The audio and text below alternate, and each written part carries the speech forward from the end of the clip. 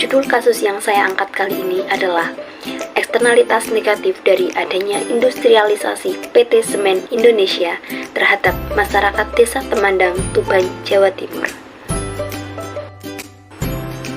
Semen Gresik merupakan perusahaan yang memproduksi semen, berdiri pada 7 Agustus 1957 oleh Presiden Soekarno yang bertempat di Gresik. Di tahun 1991, perusahaan ini tercatat di Bursa Efek Jakarta dan Bursa Efek Surabaya, serta menjadi bagian perusahaan BUMN pertama yang go public. Semen Gresik memiliki 4 pabrik dengan kapasitas terpasang 11 juta ton semen per tahun yang berlokasi di Tuban, Jawa Timur dan di Rembang, Jawa Tengah. Pada Januari 2013, nama PT Semen Gresik Persero Tbk berubah menjadi PT Semen Indonesia. Dengan hadirnya PT Semen Indonesia di Tuban, Jawa Timur, khususnya di Desa Temandang, memberikan dampak positif dan juga dampak negatif pada masyarakat sekitar perusahaan, baik dalam aspek ekonomi, sosial, lingkungan, maupun budaya. Marilah kita melihat cuplikan profil PT Semen Indonesia. Inilah videonya. 7 Agustus 1957, Presiden Soekarno meresmikan pabrik semen pertama yang berada di Pulau Jawa, yakni Semen Gresik. Upaya membangun pabrik semen di Gresik sudah dirintis sejak zaman Belanda. Seorang ahli geologi Belanda, Van Es, yang pertama kali memaparkan harta karun yang tersimpan di balik alam Gresik yang berbukit-bukit. Namun rencana ini baru terrealisasi pada tahun 1951 saat Wakil Presiden Muhammad Hatta memerintahkan untuk menindaklanjuti hasil laporan Van Es. Pemerintah Republik Indonesia kemudian menunjuk Bank Industri Negara untuk menyiapkan sumber pendanaan pembangunan pabrik. Saat itu, pabrik semen Gresik didesain dengan kapasitas produksi 250.000 ton semen per tahun dengan memiliki 2 tanur pembakar. Satu momen penting dalam perjalanan semen Gresik terjadi pada tanggal 8 Juli 1991. Saat itu semen Gresik tercatat di Bursa Efek Jakarta dan Bursa Efek Surabaya dan menjadikannya BUMN pertama yang go public. Di tahun 1995, Semen Gresik melakukan konsolidasi produsen semen milik pemerintah lainnya, yakni Semen Padang dan Semen Tonasa. Terus bertransformasi, pada tanggal 7 Januari 2013, Semen Gresik resmi berubah nama menjadi Semen Indonesia. Semen Indonesia pun berperan sebagai strategic holding company yang menaungi Semen Gresik, Semen Padang, Semen Tonasa, dan Tenglong Semen Company.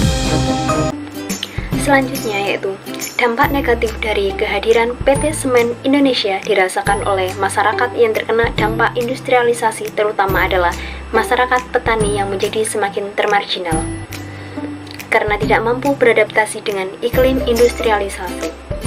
Dampak negatif yang lain dari adanya PT Semen Indonesia adalah sebagai berikut.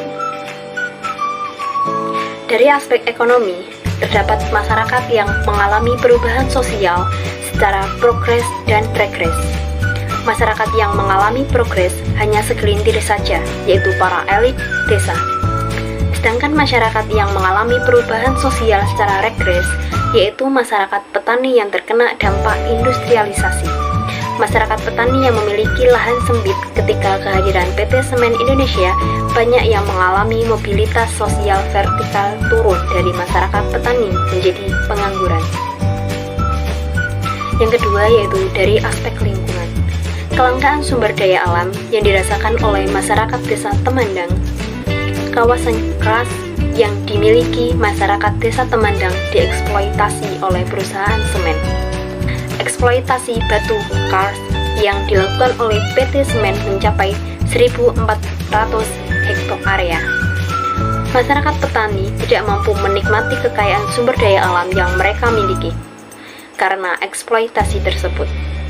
Dampak negatif yang lain dari aspek lingkungan adalah kerusakan lingkungan.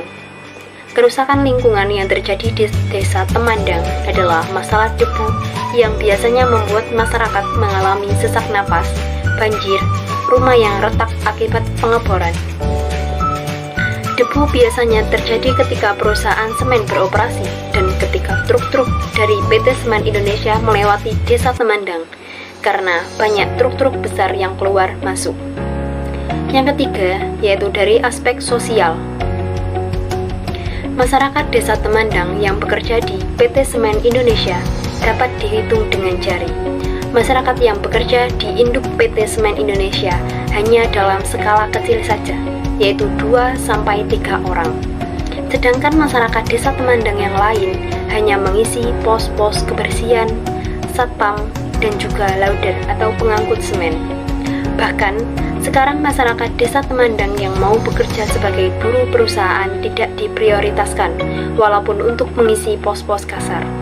Untuk mengisi pos-pos induk maupun kasar, pihak perusahaan banyak yang mendatangkan pekerja dari luar Desa Temandang karena life skill, dana, dan juga pendidikan tinggi lebih diprioritaskan. Yang keempat yaitu dari aspek budaya. Masyarakat Desa Temandang sebelum kehadiran PT Semen Indonesia, masyarakat Desa Temandang keadaan ekonomi masyarakat desa kurang mumpuni. Namun setelah kehadiran PT Semen Indonesia, masyarakat banyak yang konsumtif. Budaya konsumerisme hanya mampu dinikmati oleh segelintir masyarakat saja, yaitu masyarakat yang pro dengan PT Semen Indonesia atau para elit desa, golongan kaya maupun masyarakat desa yang bekerja di induk PT Semen Indonesia. Dari dampak negatif yang sudah saya jabarkan tadi, maka akan timbul eksternalitas negatif yang menguntungkan pihak pelaku, karena mereka tidak harus membayar atau memperhitungkan dampak aktivitas mereka yang berdampak kepada wilayah sekitar sehingga akan merugikan pihak ketiga. Eksternalitas negatif yang timbul dari industrialisasi PT Semen Indonesia berhubungan erat dengan dampak lingkungan dari kegiatan tersebut. Salah satunya yaitu kawasan kars yang dimiliki oleh Desa Temandang yang dieksploitasi oleh perusahaan Semen Indonesia. Batu kars yang berhasil dieksploitasi mencapai 1.400 hektar area. Masyarakat Desa Temandang tidak bisa menikmati kekayaan sumber daya alam tersebut. Dan seharusnya PT Semen Indonesia harus mengeluarkan biaya untuk membayar sumber daya alam tersebut sebagai ganti kegiatan pengeksploitasian kawasan tersebut, supaya masyarakat juga bisa menikmati dan mendapatkan timbal balik yang sesuai dengan sumber daya alam yang diambil oleh PT Semen Indonesia. Tidak hanya itu, debu yang biasanya terjadi ketika PT Semen Indonesia beroperasi pun membuat masyarakat mengalami sesak napas dan juga mengalami keretakan di rumahnya akibat pengeboran. Maka, solusi atau upaya yang telah diberikan perusahaan untuk mengurangi dampak negatif dari industrialisasi PT Semen Indonesia adalah sebagai berikut. Yang pertama, mereklamasi lahan bekas tambang menjadi hutan. Reklamasi lahan bekas tambang bertujuan untuk mengembalikan manfaat hutan sesuai dengan fungsinya. Pemahaman kondisi ekologi sangat penting dalam reklamasi bekas tambang, karena reklamasi bekas tambang diharapkan menghasilkan kondisi ekologis tampak sama dengan kondisi hutan sebelumnya. Kunci keberhasilan reklamasi lahan bekas tambang sangat bergantung pada kondisi ekologi daerah reklamasi. Dan sejauh ini, PT Semen Indonesia telah melakukan reklamasi sekitar 154 hektar lahan bekas tambang, sebanyak 38 hektar diantaranya sudah kembali menjadi hutan. Yang kedua, yaitu memberikan filter atau penyaring udara pada cerobong asap.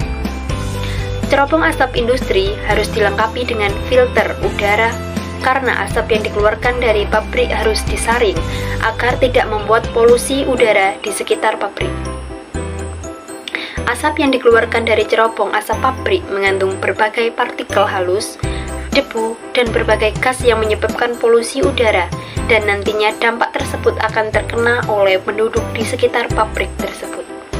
Dalam hal ini, PT Semen Indonesia telah mempelopori pencegahan polusi melalui optimalisasi penangkapan debu di raw mill dengan memodifikasi peralatan, peningkatan kontrol pengendali operasi, serta pemeliharaan berkala terhadap peralatan.